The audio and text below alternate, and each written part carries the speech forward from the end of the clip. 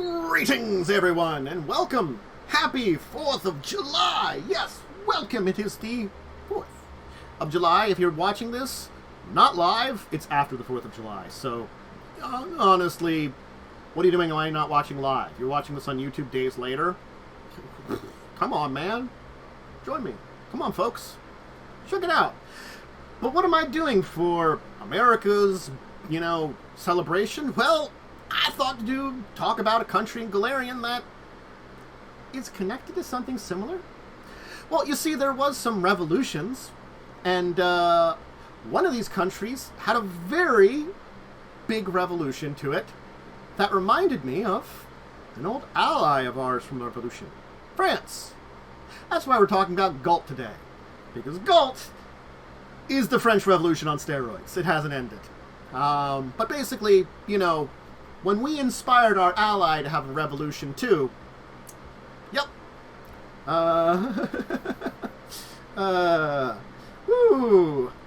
Granted, there is another country that's a little bit more American-y, but where's the fun in talking about that one? That's another day. So let's dive, of course, deep into the country of Galt today, which is... oh boy! This is going to be a tough one to go over, let me tell you that. But let's start talking about what books you might want to reference to get a lot of this information yourself, because there are a number of books, of course, that you can look into. Of course, as many of these books are, the Pathfinder Chronicles campaign setting is a great place to look, and the Inner Sea World Guide. These two books tend to be the best places to look. And now let's talk about, with this little flag here, the flag of Galt. So, let's talk about Galt. Galt was once a very interesting land. It was a place of freethinkers, poets, and artists. But now, not so much. Mob rules the place, chaos rules the place, a lot of death rules the place. Galt was once a vassal nation under Cheliax. We'll talk about that.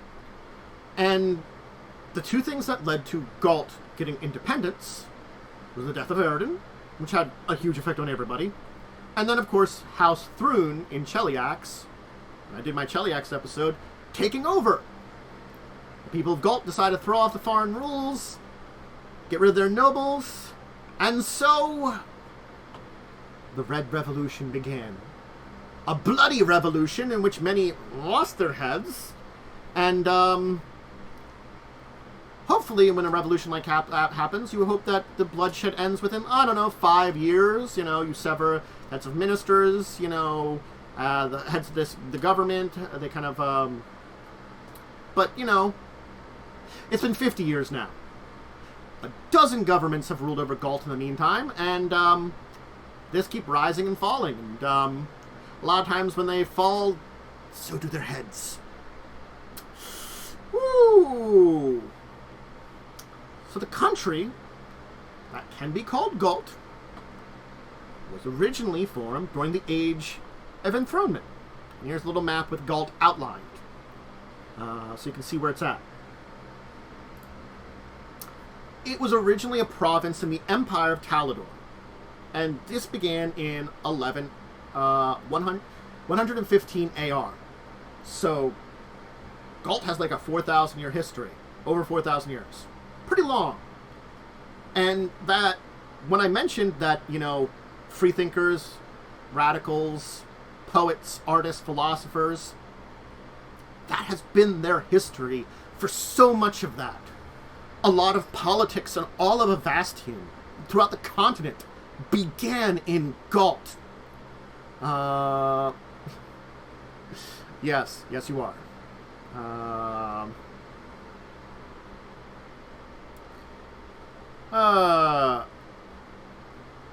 So, it has this rich history.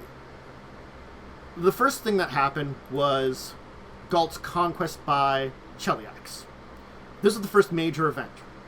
And this happened in 4081. So we're talking like 4,000 years of being under the Empire of Talador, and Cheliax started the Even-Tongue Rebellion.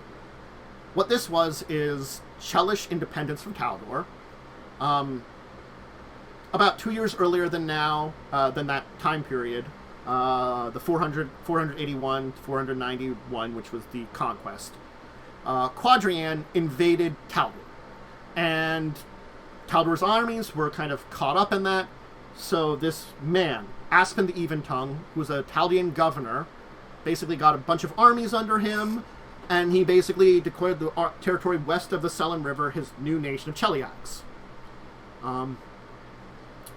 The grand campaign, the Taldor-Quadrian conflict, continued, so King Aspects then annexed other provinces, Galt and Eisger, basically threatening force. And then even convinced Andorian and the Strix of Devil's Perch to join the new nation.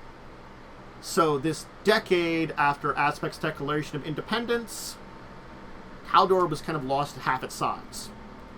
And no battles were fought. So there is a celebration for this, Even-Tongue Day, which, till more modern history, was a big celebration. It's still a holiday in Cheliax and all its former in the former territories, like Galt, but it's now more of a day of mourning because the Chelish Civil War kind of changed the tone of it all.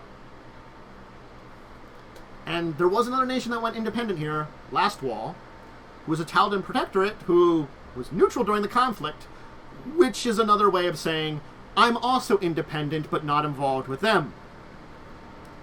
Which is no longer a protectorate. Yeah. So, the Even-Tongue conquest changed everything. Now, you're under Cheliax rule. And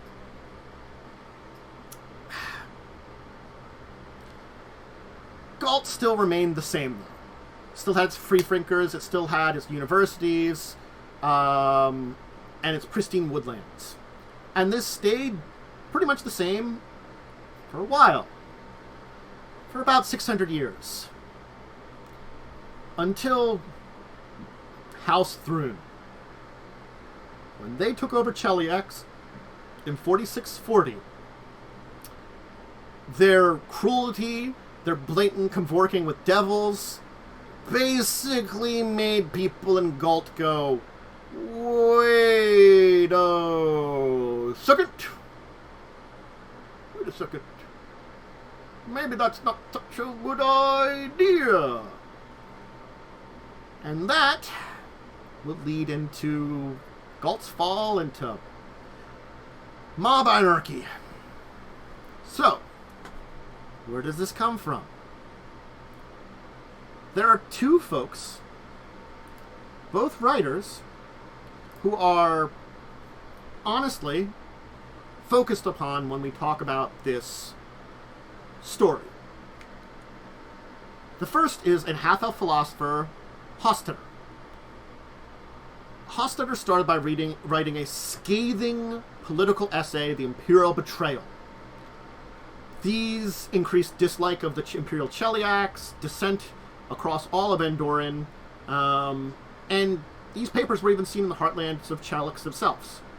The second is Darrell Yabanak, a poet from Woodsedge, I'll talk about that place, who published their own attack on Cheliax, which had the very concept of divine right of kings called On Government. So this hatred for the Chelaxian government began here. And this blossomed more into all-out revolution. The Red Revolution, as it's called. And this started in 4667. So, 27 years of rule under Cheliax, and this fire that's been lit has finally, burst into this wildfire of strength, and, mobs then started basically all-out rebellion. Mobs tore down symbols of Chelish oppression. Those that were sympathizers were executed. Nobility was just murdered left and right. And the Queen of Cheliax was very heavy-handed to his rebellions, but it only incited more. Holster, Yabernach, and a mother of other Hubers of the rebellion formed the Revolutionary Council. And basically the newly independent nation of Galt.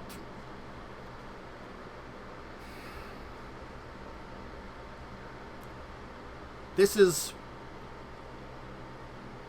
where things go badly. Because they formed and called for the Final Blades. We'll talk about what the Final Blades really are. But they're a magic guillotine. It's the best way to describe it. The guillotine from France, just think of a magic version of that. It's got more to it, though. We'll discuss it. This was a monster that the Revolutionary Council created. And within 5 years, this council was overthrown by another bloody revolution, and blood, and death, and revolt. And now, Galt is a nation of mobs of paranoid revolutionary fanatics, as best described. And of course, Hostetter, well, he too lost his head to the Final Blades. Razor Jenny was the one that got him. In his hometown of Edame, which we'll talk about Edame as we talk about the towns. Darl ran. Well, the Hostar was taken out. He fled. He lived out his life, fled his life to Andoran. Wrote some other stuff too. But he's still only known for the time of council. So, there have been more than one Revolutionary Council. There's been a lot of them. They keep propping up. They keep ending. So, a lot of centers of learning and art in Galt have just fallen into ruin. The armed forces have collapsed because there's no central government. Brigands, fell beast flourish in the lands.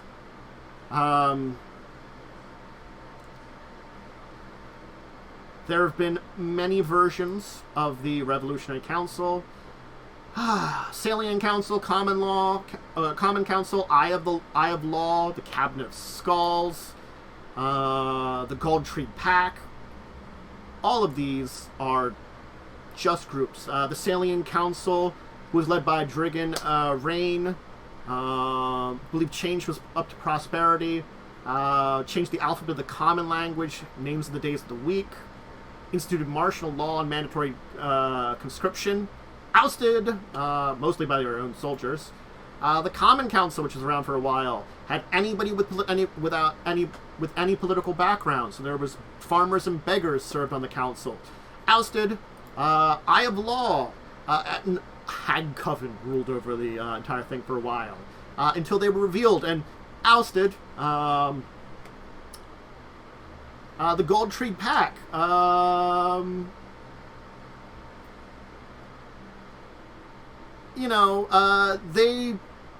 There was disdain for the Final Blades dealing with political prisoners, so a prison was built a secret location in the Fog Peaks to house those the regime found inconvenient, known as Godcreed, or the Dread Dungeons.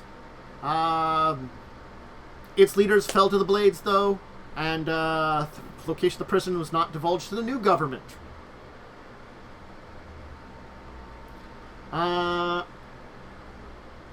The Primarch of that group never even gave up the location, even under torture. But that Primarch was an imposter. The real one fled to the Dread Dungeons, and they haven't been able to be found since. So, hey, it's a location that actually exists if you want to go there. And, I don't know, It's no longer under Galt directly. Let's talk about one of the victims of this entire thing here. Say hello here to Courage Heart. So who's Courage Heart? Well, it was a ranger who's immortal, participated in the Red Revolution to get rid of the Cellist nobles, and then withdrew support when the mob turned to basically revenge. Wasn't really on her idea. Was captured, executed by the Final Blades, and which are artifact, and which when I described them, her goddess basically made sure her soul was free, Milenia, and turned her into a avatar for her, or a herald. So she's still connected to Galt, even though she's now divine, a very powerful outsider. Keeps her, basically kept her mortal name secret, so her family wouldn't have any kind of fight or connection, wouldn't have any problems with the Revolutionary Council. So her real name is unknown. But yeah, she wants to get rid of the Final Blades, and has been seeking help from Pharasma's Herald, steward of the scheme. She looks like a half-elf in a wooden breastplate with a wooden morning star, and a red rose in her left hand. Yep. So she's still connected to mortals, and looks after them, those that are within Galt that are connected to her. So that was a death that was pretty major in the entire thing of what happened there. So, let's take a look at what could be called the current government of Galt? Maybe? Sort of? So, no one really keeps power more than a few years here. You know, there's a Revolutionary Council every few years, changing leadership. Bloody revolutions happening a lot, claim the power. Currently, in charge is Camellia Dranoch. She's a citizen of Galt, and she lost her mother to the Final Blades at a young age. And one of her major things is ending their usage. She's connected with allies in other countries, including Geb, because when I talk about the Final Blades in a minute, the souls of who are killed by the Final Blades are trapped in them. Hey, there's a detail I have left out until now. The souls of those killed by it. Remember the one that became a divine emissary? Yeah, it's because the goddess showed up and basically is like, yank my soul, keep it out of the goddamn blade, now you're a divine being. Yeah. So, that's why she's connected with Geb, because they have a knowledge of undeath, free the souls. And Doran, which is the very American-y democracy country, which we'll have to talk about another time. Yeah, they also had a revolution. They also got free from Cheliax. They're kind of friends with Galt, but also are like, ooh, things have gone bad for you. Let's just keep you away. So, the council isn't the only important decision makers. There's a legislature of elected senators. They're supposed to look after the common citizens. Started as 300, down to about 100. Why? One group is behind all of that. The Grey Gardners. We'll talk about them. They're the people that use the Final Blades. Yeah. So, there's supposed to be elections every 8 years. Has been postponed for basically decades because problems.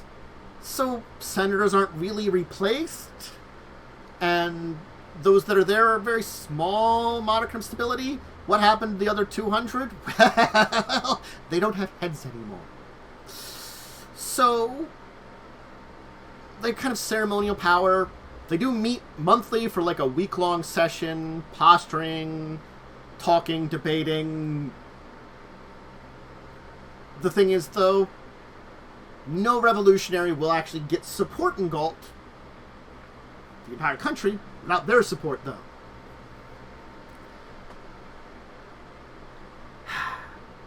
Let's talk about our good friends now, who we saw here with his nice blade, the Grey Gardners. Because you can't talk about Chalt, or Galt, I said Chalt there for a second, without our friends, the Grey Gardners. They're hooded executioners that are basically behind Galtian justice.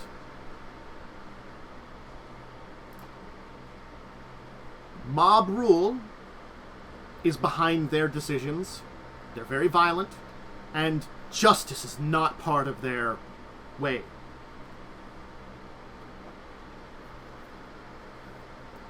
They have been the constant in amongst the revolution that's gone on for 40 years. Since the final blades were formed, the Grey Gardners have looked after them. They have separated the heads from Cheliacs to revolutionaries. If a head needs to come off, they're behind it. Final blades are their tools of trade more than anything. They keep their anonymity more than anything. They wear gray silks to protect their identities. There are demands that they reveal themselves, but they realize anonymity is basically their best protection to prevent the mob rules justice from turning on them. They're based out of the city of Litrin. We'll talk about it. Where they have this imposing monastery and actually serves as a very stabilizing presence in that town. The roaming mobs that plague a lot of Galt don't really show up in Litrin. It's not really a welcoming place, though, because Grey Gardners are really friendly towards people from the outside.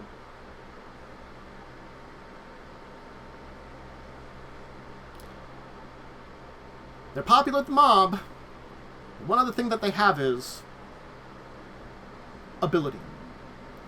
Tracking and interrogation are things that they are experts at. So, not only can they get answers or information out of you, but also they can find their targets and bring them back to where they lose their heads. That's the Grey Gardners. And they are a force within it. Let's talk about the First Revolutionary Council's greatest mistake. The artifacts, minor artifacts, known as the Final Blade.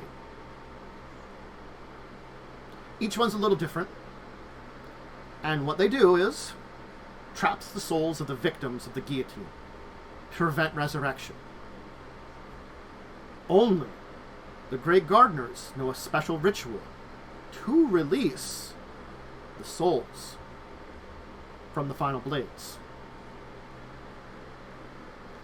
They were designed by a citizen, Marjorie Son Train, commissioned by the First Revolutionary Council.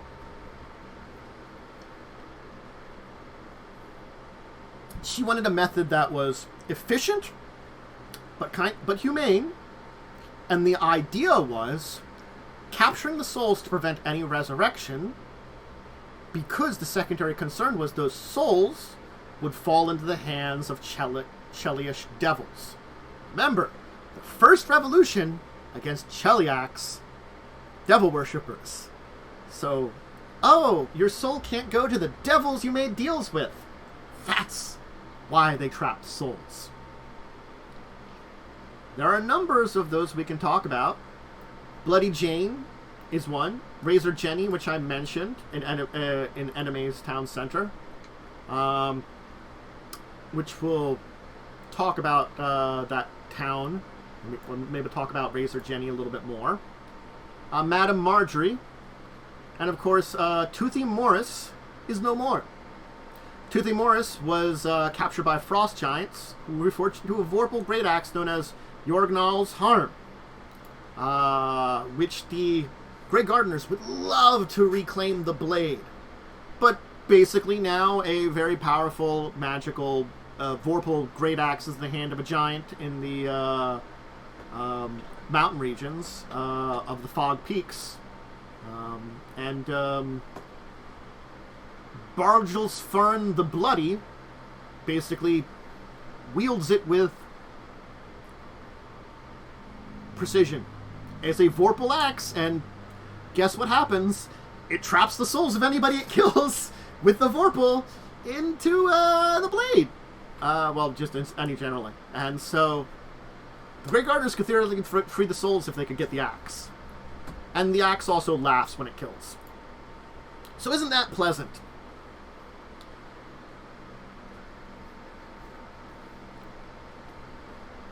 So, their neighbors, of course, are all on edge.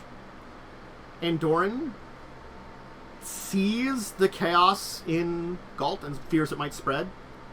A number of the exiled nobility from Galt fled to the River Kingdoms and basically have amassed armies of mercenaries, and such as the Revenant Princes of Lord Halden Tarn and his cousin Casual Tarn.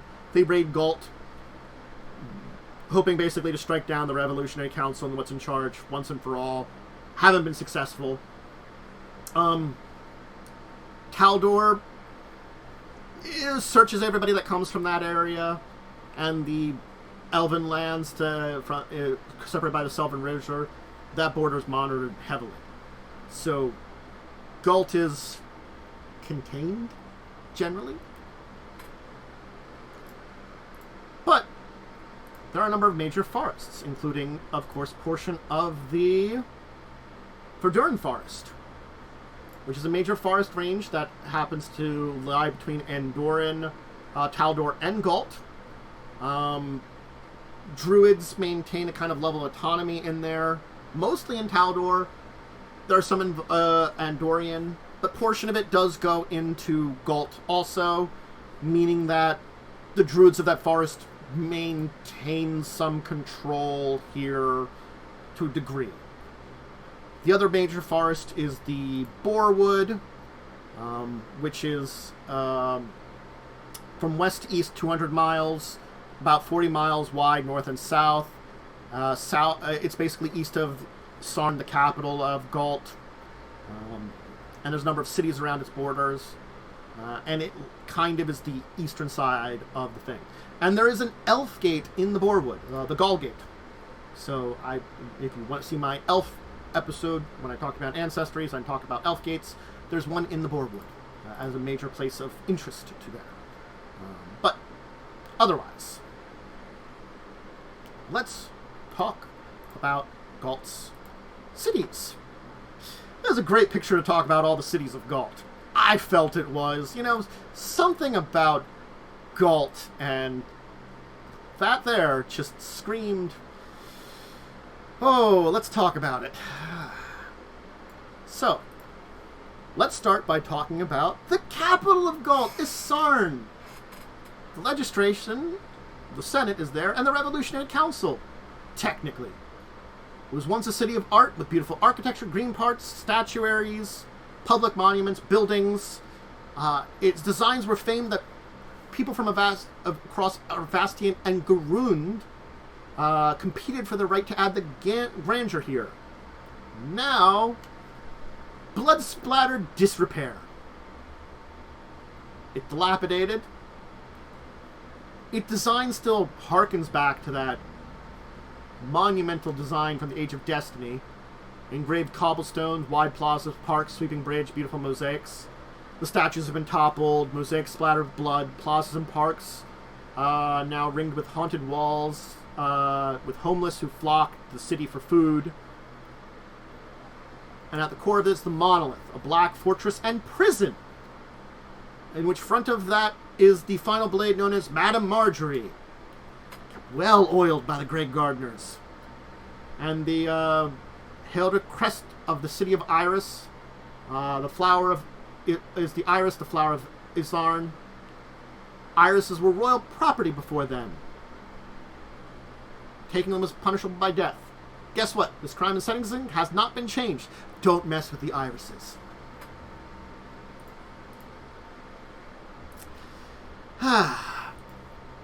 Lataran.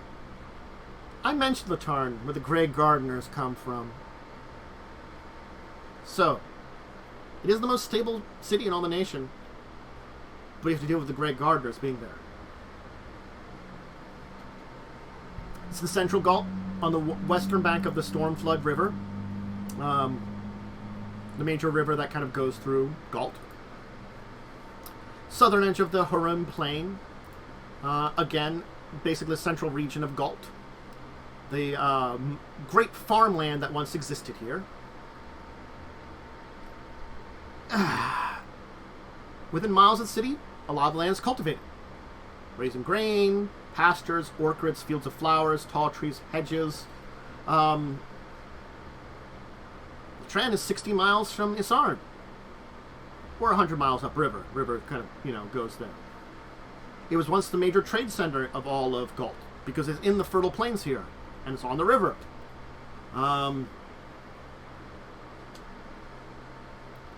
During early days of the revolution, though, many wealthy merchants, mill magnates were just put to death for reasons.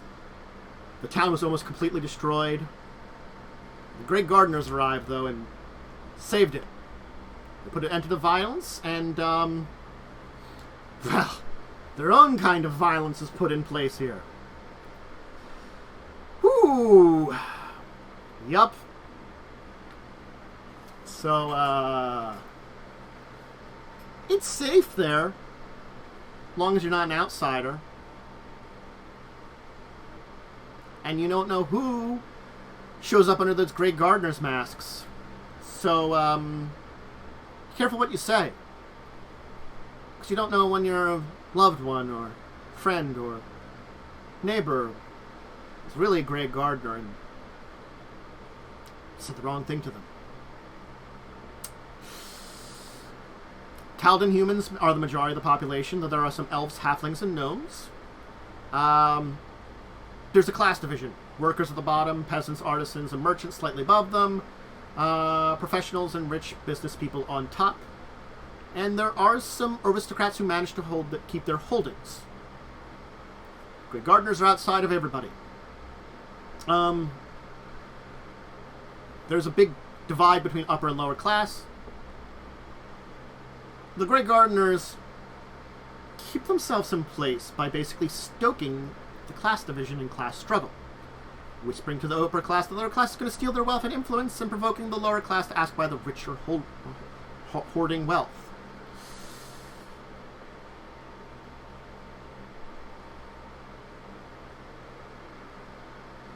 The thing is, class struggle means a lot of revolution across a lot of Galt. And, it does kind of exist here. But no one wants to read a revolution next to the Grey Gardners, so no one does anything big. They stew and hate each other and don't pay attention to anything the Grey Gardners do. So, yeah. So, they also do secretly fund the elite and look for ways to assassinate very dangerous radicals. So they maintain some discourse, but they also weed out the worst of it and maintain control. So, and there are a lot of people around Lataran.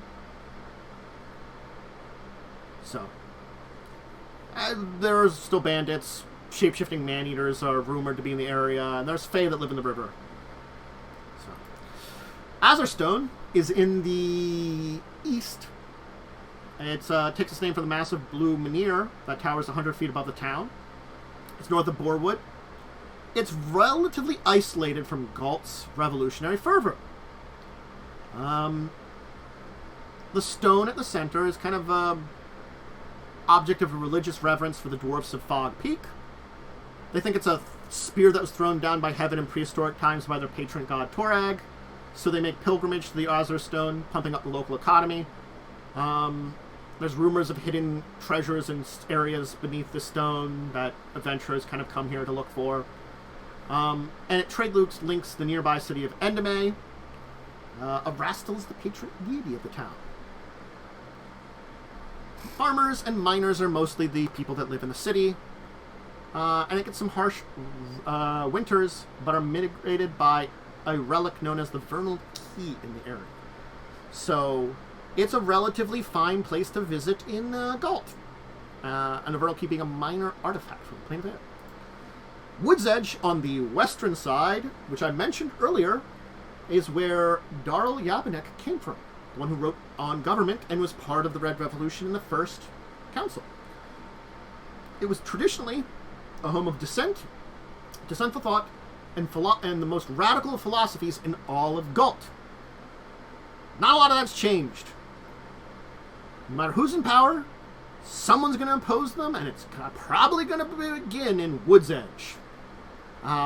If there's a dissident movement, Wood's Edge's the place for it. So, disgraced senators, ousted nobles, outlaws that wouldn't be tolerated in other Galtian cities, most of them end up here. There's a major Pathfinder Society lodge here, the Wood's Edge Lodge. It was damaged during the early revolution. But venture captain Eliza Pettigrew came back from Aslam to Galt and has been rebuilding the organization. And it does have a final blade in its city square. Dabril is along the Selin River in the west.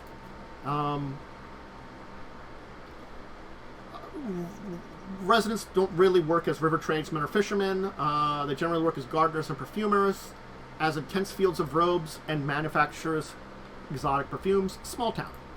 To the north of it's Riverton, on the banks of the Callus Lake, which is in the Southern River Kingdoms. It's kind of on the border there. I think it's considered River Kingdoms technically, but it's kind of on the border there. Endame, near the Boarwood. Of course, home of Hossifer, who found their death there, and their soul is still trapped within good old Razor Jenny, which is in the quadrangle of Tovin Academy at the center of Edame. The Academy is now a political prison, and Razor Jenny executed Hossifer. Still got the soul inside of it. So yeah. Elizabeth Lazenta has taken a position as surgeon in the academy, and has been using those executed by the guillotine decrepit flesh golems for the Revolutionary Council, because, strangely enough, those people executed by the final blades, their souls stuck in them, their corpses make really great flesh golems that don't go berserk. Not as much. Anyway, also there's a lot of disease and pestilence in the countryside. Food has been scarce in the last decade. Citizens turn on each other, search for food, banditry, looting. There's a famous jewel thief and hero of the Revolutionary, Red Raven, who takes up residence there, protects his citizens as best as he can. He got an estate by murdering a nervous man who owned it. But it continues to attract lots of criminals. Havilon is also around the Boarwood, and also Staventower are some cities in Galt. So those are most of the cities that you would want to talk about in Galt. Of course, there's a few more details to talk about for Galt before we finish up here. If you're Galtian or Galton, the languages you will speak will be Common and Halatit. Halatit being another human language, one of the Kelid people of northern Avastia. Common religions, Callistra, Caden Kalian, Arastal, Iamade, Norgaber, and Shellin. And particular, we'll talk about this one here, this nice symbol here in a minute. But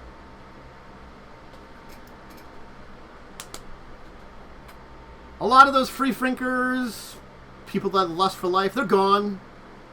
It's fanatical revolutionary zealots, bloodlust all around, violence, crime, banditry, monsters. Many residents of Galt are homeless. Infrastructure is kind of collapsed. Food is scarce. People are distrustful of strangers. A lot of them blame outsiders for their problems, which isn't true, really. Some foreigners that visit might not be treated well or might be forced to the final blades. But adventurers like to come there. Hey, if you look out for the bandits and the bloodthirsty mobs, maybe you might loot an abandoned home of a noble, or might work for a noble that's trying to reclaim their birthright or something like that.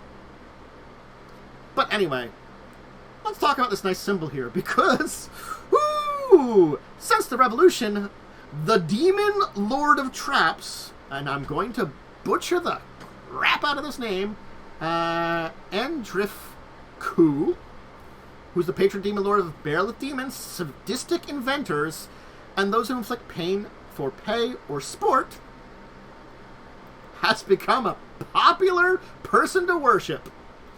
Her worship has been on the rise. There's a focus tree on her mechanized forms of execution and torture with her. Usually they're lone fanatics or small groups. Currently those cells are very isolated and don't really cooperate with each other for now. But her worship's on the rise! Yay! Demon Lord worship! Woo! Galt! But that's Galt for you. It's a hell of a nation. And certainly, I hope that makes you think like, oh, that's a really dangerous place. It'd make for great adventure. Like political thrillers, you could do something there. You could work with the revolutionary government. You could try to help free some souls from a final blade. There's so many storylines that could go on there. Being opposing to the Great Gardners, the Ruin Estates, things like that. Hidden prison, secrets that are there. There's so many stories that could be told in Galt. Of course, there's a lot of heads to roll. And the thing about Galt is it's a very visceral, violent place. As much as a lot of Golarion has stability, Galt does not. There is no stability. It's this country driven in the center of the nation. In Evastian's continent, in the southern part of that now, close to so many others, that's just violence, death, and pain, more than anything. No, it's Golarion, the Pathfinder world. I mean, it's comparable probably some places in Faerun. Still, there is some peace there. So the people of Galt, some of them find life. Small towns, places far from the revolution, or sometimes even the shadow of it, can find something. But the place itself, there's just so much violence, death, and pain. It goes to show you that freedom and revolution are one thing, but one wrong decision, the final blades, has had repercussions throughout Galt that have existed now for decades and may plague it for decades to come. Who knows when it will find stability? Who knows when it will rebuild itself? Or will it continue to burn? And those 4,000 years, nearly 5,000 years of prosperity, of free thought, of poetry, of such great things Galt once did, lost forever. Who knows? But it's an interesting country to talk about nonetheless because of all this. Because of the story and the warning It tells us all. But anyway, I hope you enjoyed, learned a thing or two, and find Galt an interesting country that maybe you want to use in an adventure in Golarion when you're doing a Pathfinder game. Plenty of good stories to tell there. Sad stories, joy stories, bloody stories. Anyway, remember, I stream this live Tuesdays, Thursdays, Saturdays, Tuesdays and Thursdays around 1 p.m. EST, Saturdays around 11 p.m. Go catch me live on twitch.tv/Dracovin Empire. If you're watching this on YouTube, hey, remember I told you I streamed this on the 4th of July. You could have checked this out live. Your loss. Happy 4th, previous 4th, for those of you on YouTube. Follow Twitch, subscribe YouTube, comment, like. Great ways to show some support. Discord and Twitter are great places that I have links to check out what I'm doing schedule-wise and brain farts and stuff like that. And if you want to ask me any questions and stuff like that, all those places are great places to talk to me about. I hope everybody has a great rest of your day, enjoys more of my content and stuff like this, expect more in the future, and you know what? I'm going to just say for now, farewell to all of you out there. I'm going to get going. I think I gave all my shout-outs. I'm hot. I'm thirsty, I'm a little tired, I'm gonna go relax. Farewell, everybody.